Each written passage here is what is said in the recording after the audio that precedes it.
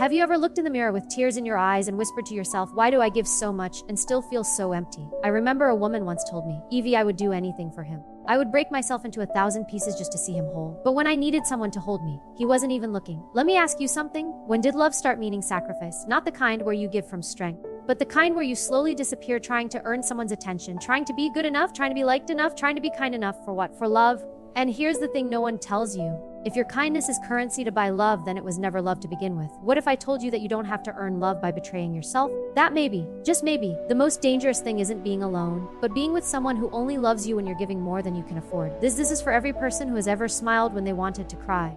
Who stayed silent when they wanted to scream? Who said it's okay when it wasn't? This is for you. Let's go on a journey together. Not just a motivational one, a transformational one, a path back to yourself, a reclamation of your worth. A reminder that love isn't meant to cost you. Kindness isa GFT nata PME. When did your kindness become a transaction? Think about that. When did you start offering parts of yourself like bargaining chips, hoping that if you gave enough, loved hard enough, stayed quiet long enough, maybe then someone would love you back. Maybe then they'd stay. Maybe then you'd matter. But you weren't born that way. You didn't come into this world believing that love had to be earned with your silence, your sacrifices, your smile through the pain. That was learned. It was modeled. Maybe from a childhood where affection had conditions: be good and you'll get a hug. Be quiet and you won't get yelled at. Or maybe from a first love that only held you when you were easy, only called you when you were useful. Or maybe from 1,000 small messages from this world that whispered, you are more lovable when you're pleasing. You are more valuable when you're needed. So you gave and you gave and you gave. You became the person who made life easier for everyone else. You anticipated their needs. You apologized for things that weren't your fault. You smiled even when your heart was breaking, because deep down you were hoping, aching, that maybe if you were good enough, kind enough, selfless enough, they wouldn't leave.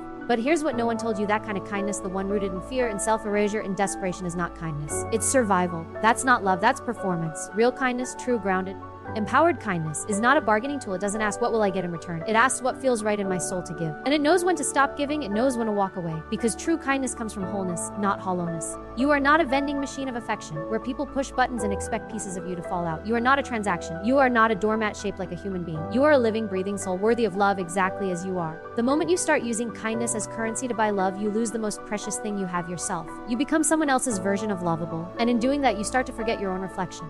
You wake up one day and realize you've become a stranger in your own life, saying yes when you want to say no, staying quiet when your truth is clawing its way out of your chest. And you think that being needed is the same as being loved, but it's not. Being needed means you are useful. Being loved means you are seen. Kindness is only powerful when it comes from a place of knowing your worth. When you know that your love is a gift, not a payment, that your presence is a blessing, not a bargain, that your value does not increase with your sacrifices. You were already worthy before you started giving. So many of us give love hoping it will come back. But here's the truth: love that must be purchased with kindness isn't love. It's debt, and you'll spend your whole life trying to pay it off in pieces of yourself. The person who truly sees you, truly loves you, doesn't keep score. They don't need you to perform. They don't stay because of what you give. They stay because of who you are. You are not too much. You are not too emotional, too needy, too complicated. You are a human being with a heart that beats and breaks and hopes. Your kindness is beautiful, but it must be rooted in love for yourself first. Give, yes. Be generous, be soft, be loving, but never again at the cost of your soul. Never again because you're afraid that if you stop, they'll stop loving you. If they do, let them. If your kindness is the only thing keeping someone close, it's not love, it's fear in disguise. Your worth was never meant to be earned by suffering. It was meant to be known, cherished, and protected. So let your kindness be a gift, a reflection of your strength, a choice, not a compulsion. Let it flow from a place of abundance, not scarcity. And the moment you decide that your love is not for sale, that's when you reclaim your power. That's when your kindness becomes a revolution. A network error occurred. Please check your connection and try again. If this issue persists, please contact us through our help center at help@open.com. Lovitat arquaris willens ice now lovi. There is a unique pain that comes from being invisible in a room where you're supposed to feel most seen. It's a quiet kind of heartbreak, the kind that doesn't make a scene, doesn't raise its voice, doesn't throw things or storm out the door. It just lingers, it waits, it watches, and eventually it withers you from the inside out. So many people, strong, brilliant, compassionate people, shrink themselves in the name of keeping the peace. They lower their voice, bite their tongue, and smile through clenched teeth because they believe that love is worth the cost of silence. But here's the truth that will save your soul. Every time you silence yourself to be loved, you abandon yourself. At first, it doesn't feel like much. You let a small comment slide because you don't want to seem too sensitive. You pretend you're okay with something that stings because you don't want to seem dramatic. You let the boundary blur just a little because you're afraid that drawing the line might draw them away. And each time you do it, you tell yourself it's love. But what you're really doing is slowly teaching yourself to disappear. You convince yourself it's not that big of a deal, that maybe your needs are too much, that maybe your feelings are too complicated. You start editing your words before they leave your mouth, rehearsing how to soften the blow of your truth so they won't get upset. You say things like it's fine when it's not. You say I understand when you don't, and you say I don't mind when deep down it's breaking you. Let me ask you this: is it really love if it requires you to betray yourself? Because real love, true love, does not need you to be small. It doesn't fear your voice. It doesn't punish your honesty. It doesn't require you to carry the emotional weight of the relationship alone. In fact, real love invites your truth. It welcomes your boundaries. It holds space for your feelings, even when they're messy or inconvenient. You are not made to walk on eggshells in your own life. You do not exist to be palatable. You do not exist to keep others comfortable at your own expense. You do not exist to swallow your truth so someone else doesn't have to sit with theirs. If someone only loves the quiet version of you, the agreeable, always smiling, never needs anything version, then they don't love you, they love the illusion of you, and illusions are easy to admire but impossible to truly connect with. It is not your job to be easy to love. It is your job to be real. And yes, that kind of authenticity will scare some people. Some people won't know how to meet you there. Some will pull away when you start using your voice, not because you've done something wrong, but because you're shining light on a part of them that isn't ready to grow. And that's not your fault. You are not hard to love. You're just trying to be loved by someone who doesn't want to stretch. And yes, speaking up will cost you something. It always does. Speaking your truth might mean losing a connection, but staying silent will cost you your integrity. It will cost you your sleep. It will cost you your sense of self. And in the end, no love is worth that price. You don't have to yell. You don't have to rage. You don't even have to be eloquent. You just have to be honest. Say what hurt you need. Say what's real, even if your voice shakes, especially then. Because the moment you speak, you reclaim yourself. And there is nothing more powerful than a person who refuses to be silenced any longer. You teach others how to love you by how you love yourself. And loving yourself means telling the truth, even when it's scary. It means choosing discomfort now so you don't have to live in resentment later. It means trusting that the right people will not run from your truth. They will lean in, because love, real love, doesn't ask you to hide. It listens, it learns, it grows with you. And when you find someone who can hold your truth, not shrink from it, you'll know. Because you'll feel peace, you'll feel freedom, you'll feel like you can breathe again. So stop whispering your needs into relationships that only listen when it benefits them. Speak, say the thing, honor your voice. You don't need to be loud to be heard. You just need to stop being silent where you deserve to be seen. Lovitare es not lovitis dependency. Have you ever looked in the mirror and not recognized the person staring back at you? Not because time has changed you, because loving someone has drained you. Because somewhere between giving, fixing, sacrificing, and staying, you lost yourself. That's not love. That's dependency dressed up in devotion. We romanticize suffering in relationships. We call it loyalty. We call it ride or die. We call it doing the work. But real love doesn't drain you. Real love doesn't feel like gasping for air while calling it passion. It doesn't make you choose between your sanity and their comfort. Sometimes we confuse love with attachment. We confuse chaos with connection, intensity with intimacy, obsession with devotion. We cling to people not because they nourish us, but because we're afraid of who would be without them. And that's not love, that's fear, that's dependency. And dependency will disguise itself as love in 1,000 little ways. It will tell you that the exhaustion is normal, that love is supposed to be hard, that relationships mean sacrifice. But love that constantly costs you your peace isn't love. It's a transaction where you pay in pieces of yourself. You know the kind of love I'm talking about. The one where you walk on emotional tightropes, where you wake up already tired, already bracing yourself for the emotional labor that lies ahead. You analyze every word before you speak it. You tiptoe around moods like they're landmines. You give not from abundance, but from depletion. Because you're afraid that if you stop giving, they'll stop staying. That's not love. That's fear in disguise. And fear makes us do wild things. It convinces us that our role is to be a caretaker, a healer, a fixer. That if we just love hard enough, deep enough, selflessly enough, they'll change. That our love can salve them. That if we endure just a little more, they'll finally see our worth. But here's the truth. You are not responsible for saving someone who refuses to save themselves. You are not the antidote to their wounds. You are not a bandage for their brokenness. And when someone keeps throwing themselves into fire, you are not obligated to burn with them just to prove your love. That's not a relationship. It's self-destruction masked as commitment. Ask yourself this: are you kind because it feels good to give? Or are you kind because you're afraid of what happens if you stop? Are you staying because there's love or because there's fear? Because if love only exists when you're suffering for it, it's not love. It's control. It's codependency. It's emotional survival. Stop mistaking for loyalty. Stop believing that sacrifice equals commitment. Real love builds you. It supports your dreams. It fools your soul, not just theirs. It feels like partnership, not parenthood.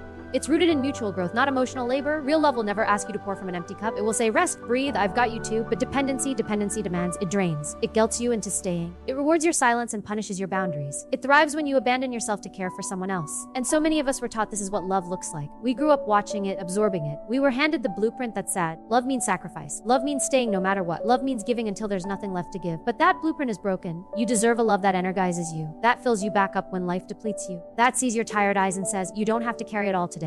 You deserve a love where you can exhale, where you can speak honestly, where your needs are not a burden. The truth is, if your love is draining you, it's not sustainable, it's not healthy because love and self-betrayal cannot coexist. Love does not mean losing yourself so someone else can feel whole. So ask yourself, when did you stop dreaming? When did you stop laughing the way you used to? When did your joy become conditional on someone else's stability? If your love is costing you, it's too expensive. The most courageous thing you'll ever do is walk away from something that's familiar but soul-crushing. The most loving thing you can do for yourself is to say, I will no longer sacrifice my peace for someone else's comfort. Let them go if holding them means losing yourself. Let them go if your heart is constantly at war with your mind. Let them go if your love has become your prison. Because the moment you stop mistaking dependency for love is the moment you start coming back home to yourself. And you are worth coming home to. They call you strong, they say it like a medal, like a badge you should be proud to wear. You're so patient, they say, so understanding, so forgiving. But what they're really saying, without knowing it, is that they've grown used to your silence. They've learned to expect your sacrifice. They've mistaken your endurance for approval, your suffering for grace. And underneath those compliments lies a truth that most people don't want to look at. They only see your worth in how much you tolerate. But strength is not suffering. Endurance is not your identity. And pain is not your proof of love. Yes, you've held the weight. Yes, you've kept things together when they should have fallen apart. You've been the glue, the anchor, the safe place for people who wouldn't do the same for you. But at what cost? How many times have you silenced your needs to protect someone else's comfort? How many moments have you swallowed your truth because being understood was less important than being liked? You've been applauded for surviving things no one should have had to endure. And somewhere along the way, maybe you started to believe that your value lies there, in the endurance, in the grit, in how much pain you can carry without letting it show. But you were never meant to live like that. You were not born to be the emotional scaffolding for everyone else. You do not need to break in order to be worthy. Endurance is what we do when we have to. But don't let the world convince you that enduring is all you're good for. Being the bigger person doesn't mean letting people walk all over you.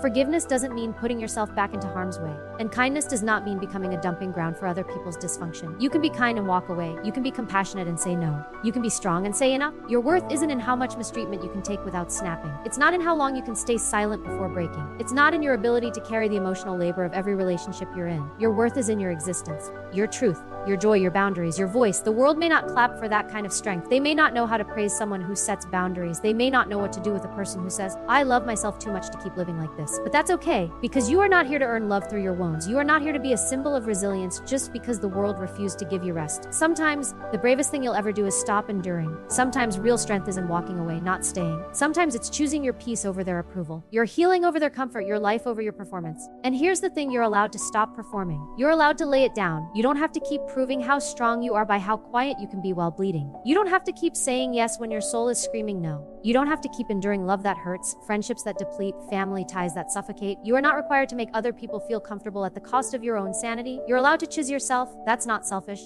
That's sacred. You are never meant to carry the whole weight of the world on your shoulders. That is not your calling. That is not your legacy. Your legacy is not just survival. It is joy. It is freedom. It is wholeness. Stop being kind to be seen. Start being kind because you already see yourself. You know your heart. You know your intentions. You know how deeply you love. But you also know what it's costing you to keep proving your worth through your suffering. Let that be the moment everything changes. Let today be the day you say, I don't need to break to be valuable. Because the most powerful act of love you'll ever give is the love you finally give to yourself. Choose love used to. Now at JST there's a kind of love that feels like coming home. Not because it's loud, not because it's over the top, but because it's safe, because it sees you. This love doesn't measure your worth by how much you can give, fix, or sacrifice. It doesn't tolerate your usefulness and call it affection. It doesn't fall for your efforts, it falls for you. But the sad truth is, so many of us don't even realize we're living without that kind of love. We've gotten used to being appreciated for what we do rather than who we are. We've confused being needed with being loved. We've stayed in spaces where our presence was only welcomed as long as we stayed helpful, soft-spoken, agreeable. We've poured our energy into relationships where the unspoken contract was be everything I need, and I'll give you just enough to keep you hoping. You know the kind of love that quietly asks you to earn your place. The kind that cheers when you serve and grows cold when you have needs of your own. The kind where your value is conditional, where your ability to perform becomes the currency of connection. That is not love, that is validation wrapped in performance. That is affection given with strings attached. And you were not meant to be a transaction. You were not meant to be loved only when you're pleasing, only when you're giving, only when you're easy. You deserve the kind of love that looks you in the eye and says, I see your mess. I see your brilliance. I see your fear, your fire, your flaws, and I'm not running. You deserve the kind of love that doesn't retreat the moment you need space. The kind that doesn't punish you for being tired. The kind that doesn't withhold affection just because you dared to have a bad day. Too many people fall in love with your light until it starts casting shadows on the places they're not willing to grow. They're drawn to your strength until it means they have to face their own weakness. They praise your kindness, but only when it serves their comfort. That's not real. That's not nourishing. That's not sustainable. But do you know what is? The kind of love that holds space, the kind that says, you don't have to prove anything to me. The kind that isn't impressed by your ability to push past your pain just to keep others happy, but instead says, you don't have to push it all. Just rest. Just be. You may not have seen that love yet. You may not have grown up with it. You may not have experienced it in your last relationship, but that love is real, and it starts with you. Because the moment you start loving yourself that way, deeply, wholly, without condition, you stop begging others to. You stop shrinking just to fit into someone else's comfort zone. You stop handing out your energy to anyone who shows you a little attention. You stop asking, what more can I do to be loved? And start asking, do they even see me? That's what self-love really is. It's not bubble baths and affirmations. It's boundaries, it's walking away. It's refusing to participate in relationships where you're only loved for your usefulness. When you begin to love yourself, not as a project, but as a person, you stop chasing people who only want what you offer. You stop bleeding yourself dry hoping someone will finally choose you back, because you already chose you. And when you become whole, you stop looking for people to fill the cracks. You don't settle for love that only sees the surface. You don't fall for words, you watch actions. You don't mistake attention for intimacy. You don't confuse being needed with being valued. You stand in your worth. You shine your light, not for applause, but because it's who you are. And guess what happens then? Whole people attract whole love. You start drawing in relationships that don't just want the best of you. They want the real you. They want the version of you that's laughing, crying, questioning, growing. They don't flinch when you're vulnerable. They don't leave when you're not at your strongest. They don't punish you for being human. That's the love you were made for. So don't spend your life begging to be noticed. Don't trade your truth for proximity. Don't silence your soul just to be chosen. You are not a product. You are not a performance. You are not a checklist to be completed or a service to be rendered. You are a whole person. And you are allowed to be loved just as you are. Choose that love. Even if it means being alone for a while. Even if it means walking away from everything you thought was love but wasn't. Even if it means sitting with yourself long enough to relearn who you are. Because when love finds you, real love, the kind that sees you, it won't ask you to earn it. It will already know you deserve it. So now we return to that mirror. But this time, no more tears, no more whispered desperation. This time you look at yourself and say, I am enough. Not because of what I give, a who I am. You are done being kind for love. You're done performing, shrinking, pleasing. Now, you're kind because it's who you are. Not because you're trying to be picked. You were never unworthy. You were just giving your light to people who didn't know how to see. From this moment on, let your kindness flow from strength. Let your love start from within. And let every connection in your life rise to meet the value of your truth. You don't need to earn love. You are love. So stop being kind for love. Start being kind from love, and everything will change.